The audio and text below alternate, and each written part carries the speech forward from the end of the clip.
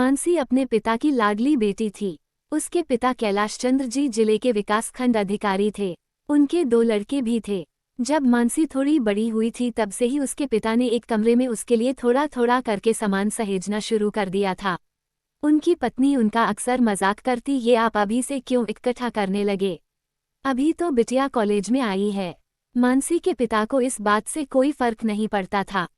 वो तो अपनी बेटी की शादी का सामान धीरे धीरे करके जमा करते जाते। उनका मानना था जीवन का क्या भरोसा कब सांस साथ छोड़ जाए।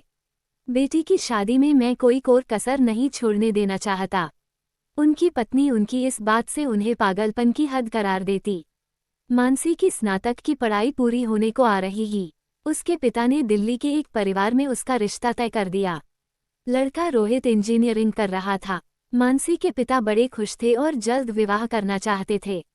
लेकिन अभी मानसी की 1 साल की पढ़ाई और बाकी रह रही थी। उधर रोहित की भी इंटर्नशिप बाकी थी। एक दिन कैलाश चंद्र जी की तबीयत बिगड़ी और उन्हें दफ्तर से ही अस्पताल भर्ती करवाया गया। उनकी रिपोर्ट आई तो पता चला उन्हें लंग कैंसर है। डॉक्टर ने उन्हें आगे उपचार की सारी प्रक्रिया समझा दी। उस हॉस्पिटल का डॉक्टर राकेश उनका खास दोस्त भी था। दोस्त होने के नाते डॉक्टर ने ये बता दिया कि आपकी जिंदगी और मौत के इस खेल में आखिरी जीत किसकी होगी ये नहीं कह सकते। मानसी के पिता ने ये बात अपने घर पर किसी को नहीं बताई। यहाँ तक कि अपना भी ट्रांसफर घर से दूर करवा लिया। उनकी बीवी और बच्चे अभी साल के बीच में होने के कारण उनके साथ जा नहीं सकते थे। कैलाश चंद्र जी यही चाहते थे। वो आने वाले कल की काली परछाई अपने परिवार पर पड़ने देना नहीं चाहते थे। उन्होंने अपनी कमाई का एक एक हिस्सा अपने परिवार की सुरक्षा में खर्च करने लगे। उनके पास अपनी जिंदगी का बहुत कम हिस्सा बाकी था। अब उन्हें कुछ कठोर फैसले करने की घड़ी आ गई थी। उन्होंने जल्द ही मानसी के विवाह की तारीख तय कर दी। मानसी को बहुत बुरा लगा। पिता को इतनी क्या जल्दी है अपने घर से विदा करने की। उसने नाराजगी व्यक्त करने हुए पिता से बातचीत तक बंद कर दी। मानसी के पिता के पास समय कम था और वो इस बात की भनक मानसी तक नहीं पहुंचाना चाहते थे।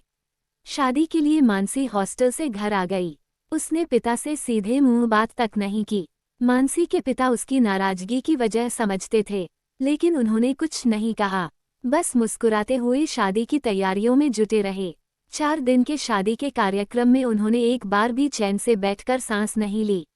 शादी में कोई और कसर न रहे इस बात का खास ख्याल रखा गया। मानसी को खूब दान दहेज के साथ उसे विदा किया। उसके ससुराल वाले भी बड़े खुश हुए। इतनी अच्छी खातिरदारी के साथ साथ सबका मान सम्मान भी रखा। मानसी ससुराल चली गई। कुछ दिनों बाद उन्होंने दोनों बेटों के लिए भी अलग अलग संपत्ति का हिस्सा करके एक घर पत्नी के नाम कर दिया। मानसी के पिता अब घर में किसी से प्यार से बात नहीं करते थे। हर समय उखड़े रहते। उनकी पत्नी और बच्चे तक उनके इस व्यवहार से तंग आ रहे थे। बच्चे दबी जुबान से कहते, मम्मी इससे अच्छा तो पापा दूर ही सही है। एक ही घर में रहना तो बहुत मुश्किल है। पूरे हिटलर जैसे हैं पापा। मानसी की माँ भी इस बात में समर्थन करती। हनीमून से लौटने के बाद मानसी पगफेरे में फिर मायके लौटकर आई थी। उसके पिता बैठक में बैठे थे। मानसी को आया देखकर बहुत खुश हुए। मानसी की नज़र भी जब पिता पर पड़ी तो अपनी सारी नाराजगी भुलाकर उनकी ओर प्यार से आगे बढ़ी। तभी उसके पिता का व्यवहार और मिजाज पल भर में बदल गया।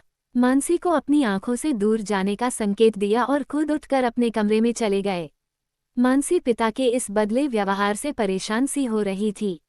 घर में किसी ने ये ध्यान नहीं दिया कि उसके पिता एकदम से परिवार से अलग थलग क्यों रहने लगे। सबसे चिढ़कर बात करते। थोड़े दिनों बाद मानसी के पिता वापस अपने काम पर लौट गए। घर में सबने राहत की सांस ली। किसी ने उनकी कमी महसूस नहीं की। समय के साथ मानसी के पिता ने अपनी बीमारी के आगे घुटने टेकना शुरू कर दिया। वो एक बार फिर हॉस्पिटल के बिस्तर पर आ गए। डॉक्टर ने उन्हें बताया कि अब उनका कठिन समय निकट आ गया है। घर वालों को बुला लेना चाहिए। मानसी के पिता ने डॉक्टर से कहा, मेरी एक आखिरी इच्छा है राकेश, आप मेरी बीमारी के बारे में मेरे परिवार से कुछ नहीं कहेंगे। मेरे मरने के बाद भी नहीं। मैं नहीं चाहता मेरे जाने के बाद मेरा परिवार मुझे याद करे, क्योंकि यादें बड़ी कड़वी होती है। व्यक्ति को हमेशा दुख देकर जाती है। जब मुझे मालूम है मैं ठीक नहीं हो सकता तो इस गम का असर मेरे परिवार पर नहीं पड़ने देना चाहता। मैंने उनके लिए इतना तो कर दिया है कि इस जन्म में उनको मेरे बिना भी कोई कष्ट या अभाव नहीं देखना पड़ेगा। उद्धरण चिन्ह। राकेश एक डॉक्टर के साथ उनका दोस्त भी था, उनकी भावनाओं को समझ सकता था। उन्होंने उनसे वादा किया कि वो ऐसे ही करेंगे। मानसी के पिता का आखिरी दिन करीब आ गया था। आज उनकी सांसें धीमी होती जा रही थी। डॉक्टर राकेश ने घर पर सूचना देना उचित समझा। घर से सब लोग आ गए। मानसी भी अपने पति रोहित के साथ आ गई थी। सबने पहली बार पिता को इतना थका हुआ और बीमार देख रहे थे। वो समझ ही नहीं पा रहे थे उन्हें क्या हो गया था।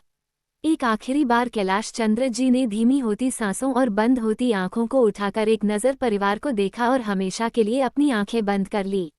हॉस्पिटल की तमाम औपचारिकता के बाद जब उन्हें घर ले जाने तैयारी कर रहे थे, हॉस्पिटल के काउंटर पर बिल बकाया पता किया तो कहा गया उन्होंने मरने से पहले ही सब चुका गए थे। उनको घर लाकर सब रीति रिवाजों से उनका अंतिम संस्कार करवा दिया। मानसी पिता के जाने के बाद एक बात समझ नहीं पा रही थी। पापा ने जाने से पहले उनके हिस्से में न कोई सलाह दी, न कोई बकाया छोड़कर गए। ऐसे कैसे हो सकता है? उसने डॉक्टर से मिलकर एक बार पिता के बारे में पूछने का फैसला किया। वो डॉक्टर के पास गई, पूछा क्या हुआ था उन्हें। डॉक्टर बोले मैं किसी के आखिरी बार किए वादे से बंधा हुआ हूँ। लेकिन तुम्हारे पापा ने एक बार अपनी ये डायरी दी थी, कहा था जाने के बाद नष्ट करवा देना, लेकिन मैं कर नहीं सका।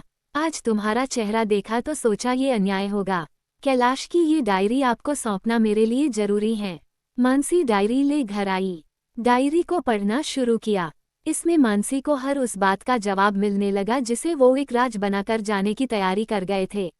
अपने कठोर होने के पीछे की वजह अपनी बीमारी को छुपाना था। मानसी का गला रुंध गया।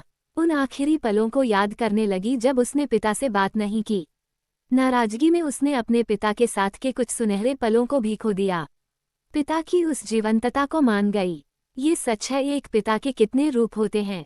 वो अपने सुख दुख की परवाह किए बिना अपने बच्चों के लिए क्या कुछ नहीं करते। धन्य है ऐसे पिता, उनके त्याग कभी कोई नहीं समझ सकता। जाने के बाद ही एक पिता की असली भूमिका पता चलती है। पिता के कठोर हृदय में प्रेम की अलग ही परिभाषा होती है। मानसी इससे से ज्यादा पढ़ न सकी। पिता की आखिरी इच्छा थी उनका अपना सच परिवार तक नहीं पहुँचे, जिसे उसको पूरा करना था। डायरी को अपनी याद में हमेशा के लिए संजोकर उसके मूल रूप को नष्ट कर दिया। ये एक पिता को एक बेटी की अंतिम आहुति थी।